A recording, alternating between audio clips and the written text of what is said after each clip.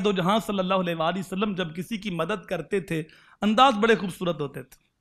حضرت جابر بن عبداللہ رضی اللہ تعالیٰ عنہ، ان کے والد غزوہ احد میں شہید ہو چکے تھے اور ان کی 6 بہنیں تھیں اور ایک روایت ہے 9 بہنیں تھیں.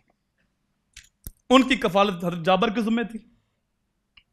تو ایک اور غزوے پہ جا رہے تھے تو حضرت جابر جس اونٹ پہ سوار تھے وہ اونٹ سست تھا، کمزور تھا، بیمار تھا. تو حضور نے پوچھا کہ جابر تیرا اونٹ نہیں چلتا؟ آقا یہ تھک گیا ہے، یہ کمزور ہے.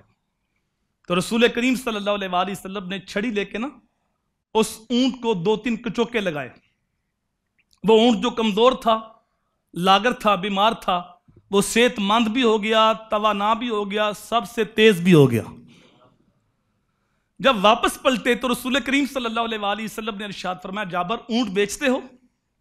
عرض کیا آقا میں بھی آپ کا ہوں، اونٹ بھی آپ کا ہے. فرمایا نہیں بتاؤ کتنی قیمت ہے، اس کی قیمت لگاؤ.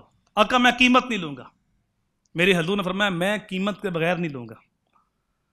المختصر یہ کہ جب رسول کریم صلی اللہ علیہ وآلہ وسلم نے بلال حبشی سے کہا کہ اتنی اونٹ کی قیمت ہے وہ بھی دے دو اور کچھ زائد بھی دے دو، جابر کو قیمت مل گئی.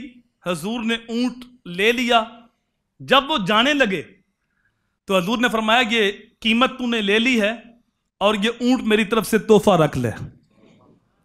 اونٹ کی قیمت بھی دے دی اور اونٹ بھی دے دیا. حضور ایسے مدد کرتے تھے.